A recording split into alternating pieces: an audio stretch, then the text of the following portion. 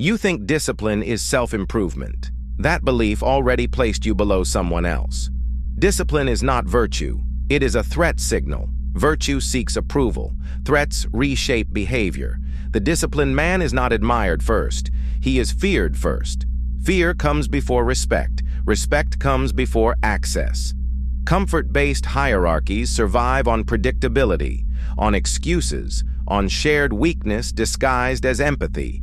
Discipline breaks that contract. When you stop negotiating with comfort, something shifts, not inside you, around you. Rooms recalibrate, crowds hesitate, observers grow cautious, because discipline is not effort, it is containment.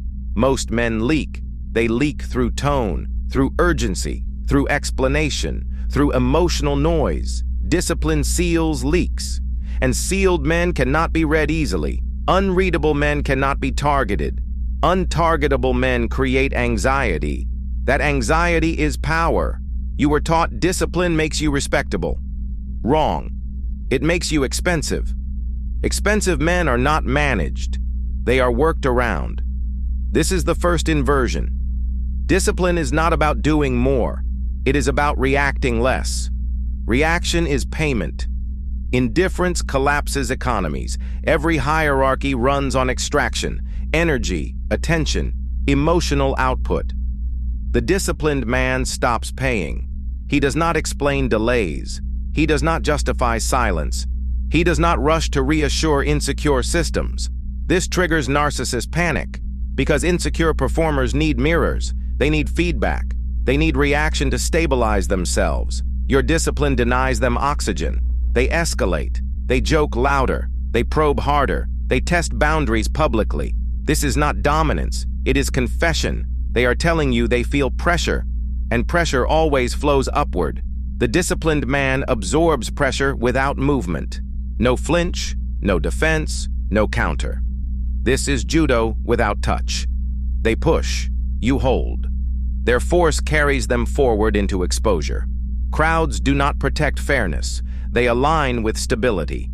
Silence shifts rooms. Crowds bond with strength. The moment you stop reacting, gravity changes. This is primal biology, not social theory. The nervous system ranks threat by control under stress, not by kindness, not by morality. A man who holds himself under pressure signals surplus. Surplus attracts alignment. Discipline creates surplus. That is why disciplined men are watched differently, not loved, tracked. Eyes return to them. Interruptions stop. Pacing adjusts. They did not demand it. They occupied it. Observer danger activates here. The observer who does not move becomes the axis. Others orient unconsciously. This is why discipline scares them. Not because you are aggressive, but because you are unavailable. Unavailable men cannot be extracted from. Extraction failure destabilizes hierarchy. Hierarchy hates uncertainty, so it tests you with mockery, with pressure, with false intimacy, with challenges disguised as jokes. Every test is a transaction. They want reaction. Reaction is validation. Validation stabilizes them.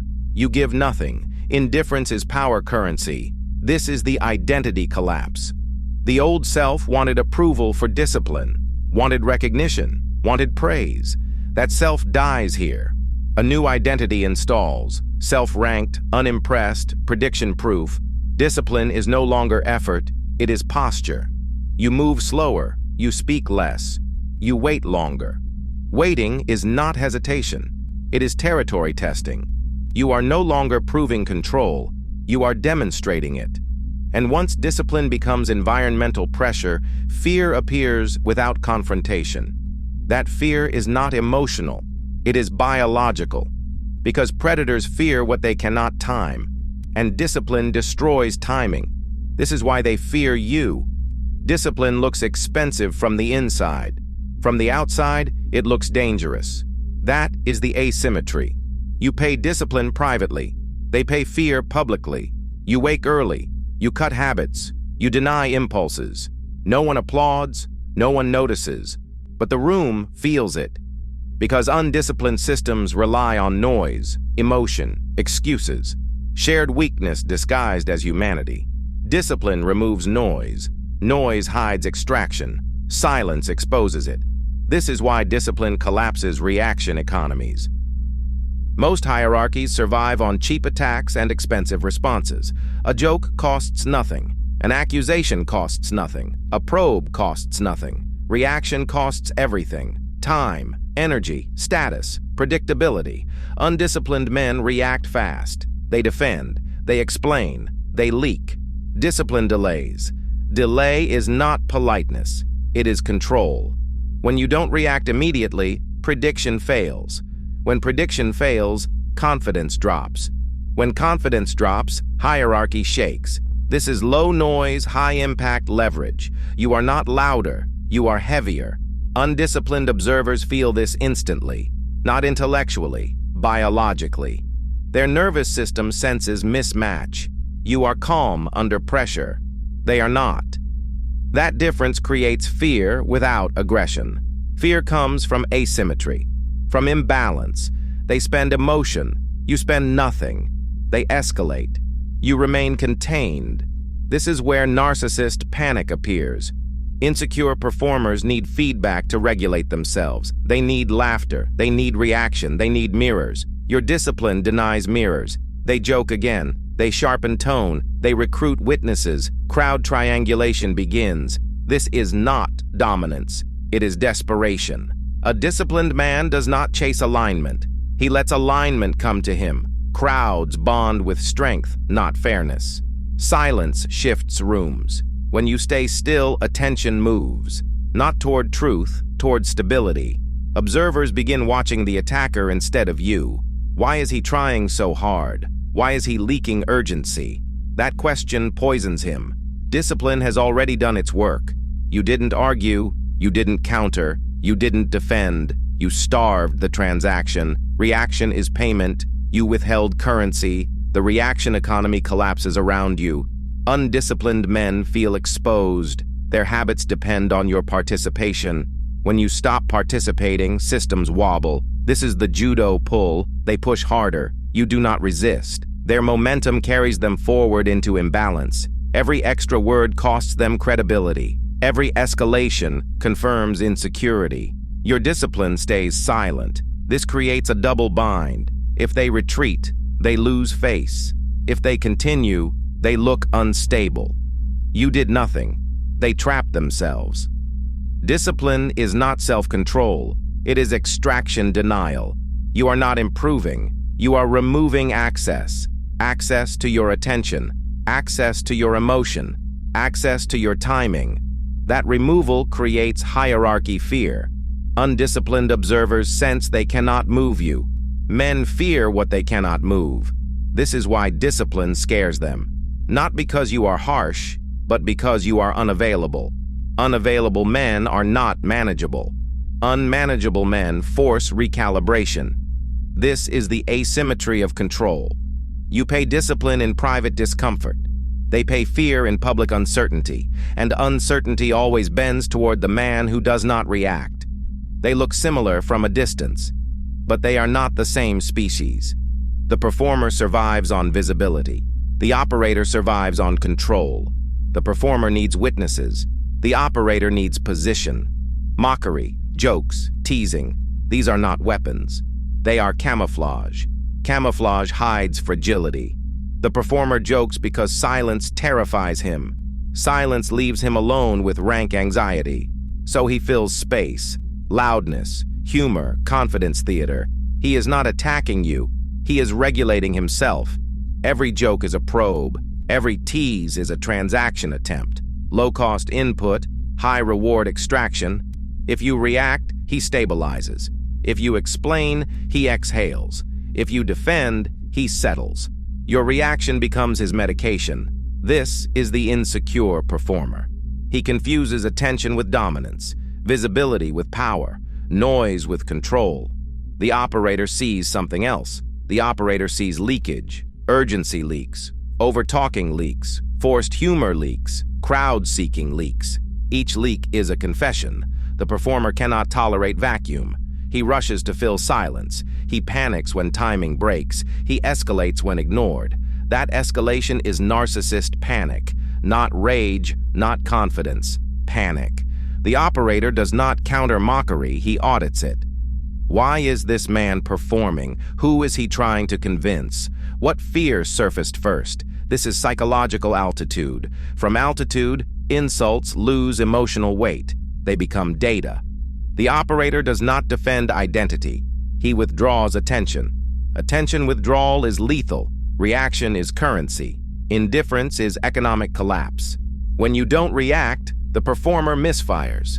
His timing fails. His confidence slips. His jokes land heavy. Crowd triangulation begins. He looks around, seeks laughter, recruits allies. The room notices. Crowds don't align with fairness. They align with stability. You are stable. He is leaking. Gravity shifts. This is observer danger. The man who watches without revealing becomes threatening because targeting fails. The operator does not attack back. He lets momentum work. Judo without movement. The performer pushes harder. You remain still. His force carries him forward into exposure. Double bind activates. If he retreats, he loses face. If he continues, he looks desperate. Either way, hierarchy adjusts. The operator never claims superiority. He allows it to form. This is why disciplined men scare performers.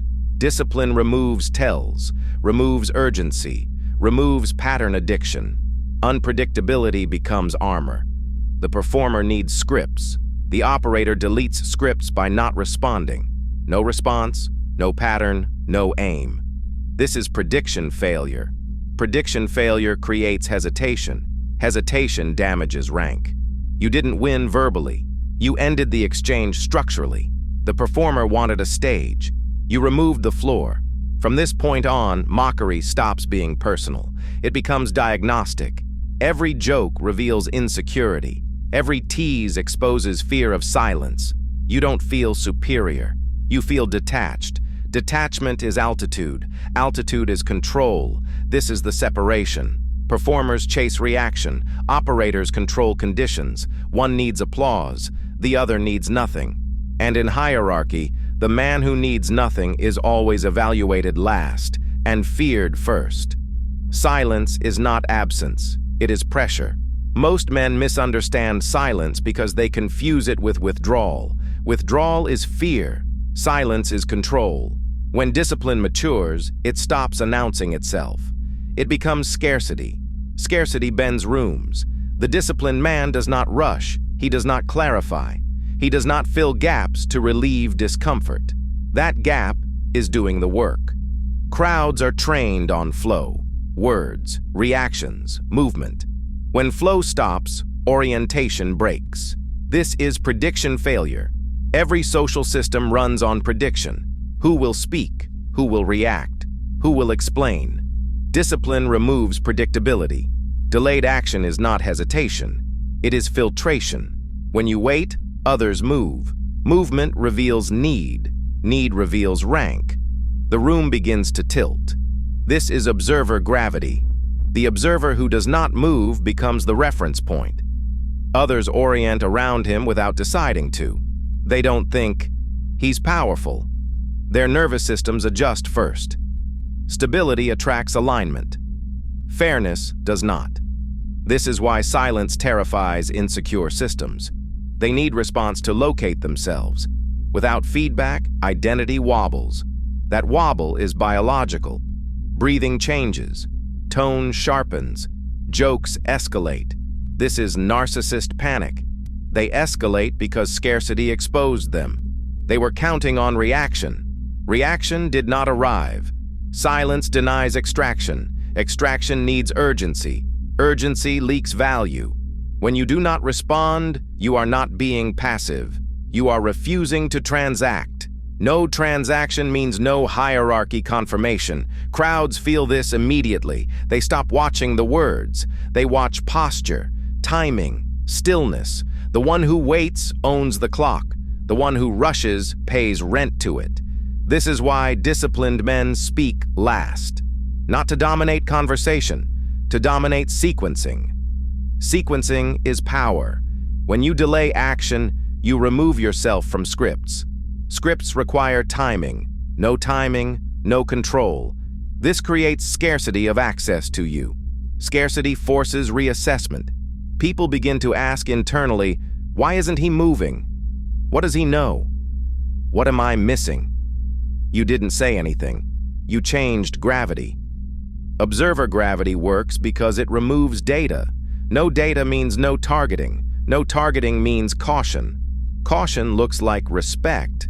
This is why discipline scares undisciplined men. They depend on noise. You deny it. They depend on reaction. You withhold it. They depend on fairness narratives. You operate on stability. Silence collapses reaction economies. No jokes land, no mockery sticks, no pressure escalates cleanly. Everything becomes expensive for them. Every extra word costs them credibility. Every escalation reveals insecurity confession. You are not intimidating. You are unreadable. Unreadability is prediction armor. The disciplined man does not posture. He occupies. Occupation without explanation unsettles crowds, because explanation is how they keep things equal. Equality is noise. Hierarchy is orientation. Orientation always bends toward what does not move. This is why rooms change when disciplined men enter. Not louder, not harsher, quieter, slower. The room adjusts to him before he acts. This is the shift. You are no longer reacting to the environment. The environment reacts to your containment. Silence, scarcity, delayed action. These are not tactics. They are signals. Signals that say, I am not available for extraction. I am not operating on urgency. I am not inside your frame. Crowds feel it. Performers panic. Hierarchy recalibrates, and nothing needed to be said. Prediction armor is not aggression. It is denial of patterns. Most men are hunted because they are readable. They reply fast. They emote consistently. They repeat behaviors under pressure. That repetition is targeting data. Discipline deletes data. When patterns disappear, prediction fails. When prediction fails, confidence collapses. When confidence collapses, hesitation enters. Hesitation is fear's cleanest form. Not panic, not drama. Quiet uncertainty. This is fear without confrontation. Predators don't fear strength. They fear miscalculation. The disciplined man becomes miscalculation embodied. He does not respond on schedule. He does not react in expected ways. He does not reward pressure with movement. Pressure hits. Nothing moves. This breaks scripts. Every attacker runs a script. Mockery expects reaction. Provocation expects defense. Praise expects alignment. When none arrive, the script stalls. Stalled scripts create nervous energy.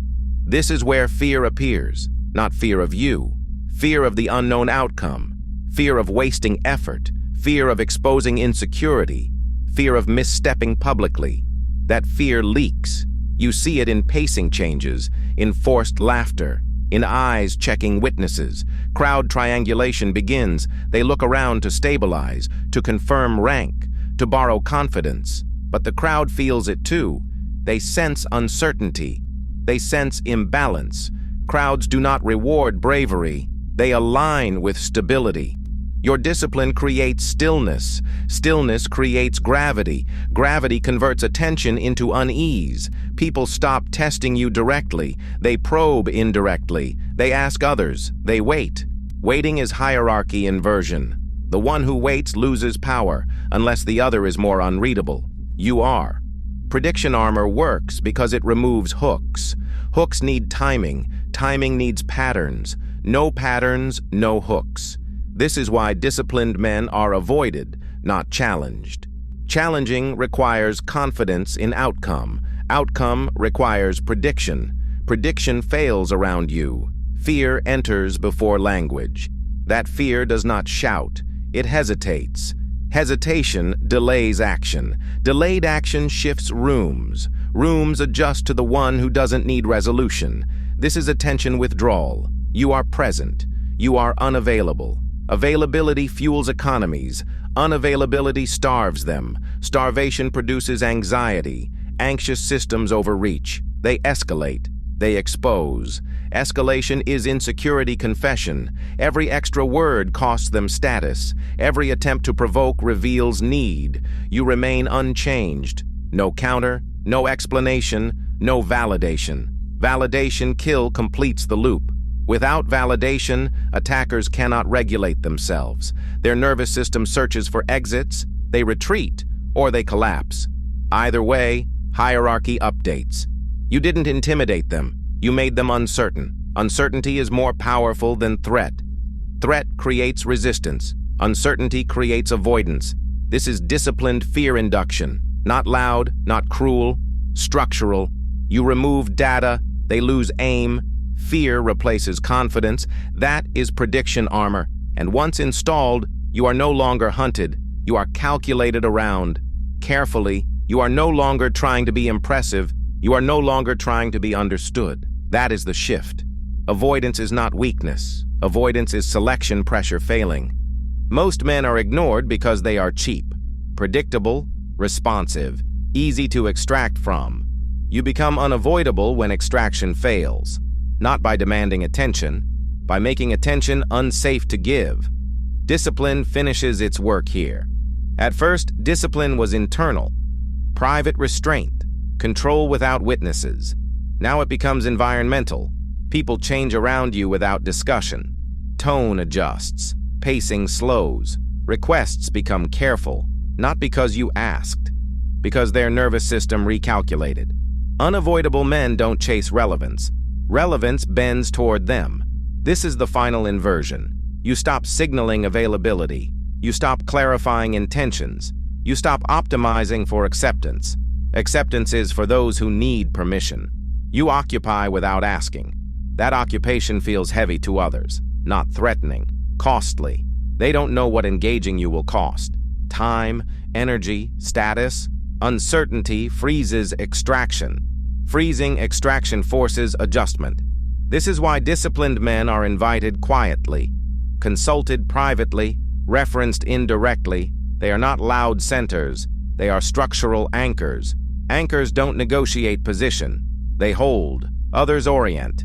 You feel this change before it's spoken. Interruptions stop. People wait for pauses to end. Mockery redirects elsewhere. Not because you fought it, because it no longer lands. There is no surface. Identity replacement is complete when defense disappears entirely. Not because you're confident, because there is nothing to protect. Your value is no longer conversational. It is positional. Position does not explain itself. It does not justify. It does not argue. It simply exists. This is why accusations bounce, mockery slides, pressure diffuses. Pressure needs friction. You provide none. That frictionless presence is dangerous. Others feel it as unease, as hesitation, as caution. They speak slower. They choose words carefully. They test less. Testing becomes expensive. Expensive tests are avoided. This is how you become unavoidable without pursuit. You are not everywhere. You are nowhere obvious. But when decisions matter, your absence feels risky, so they pull you in. Not because you performed, because they could not predict you. Prediction failure breeds respect faster than dominance displays. You are no longer reacting to hierarchy. Hierarchy reacts to you. That is self-ranking. Not declared, not enforced, assumed. You did not take power. You removed access to yourself until power adjusted. This is discipline's final form, not routine, not grind, not virtue. Environmental control. You do less, others do more. You speak later, others reveal earlier. You move last, others orbit. This is not charisma, it is gravity. And gravity does not persuade, it pulls, silently,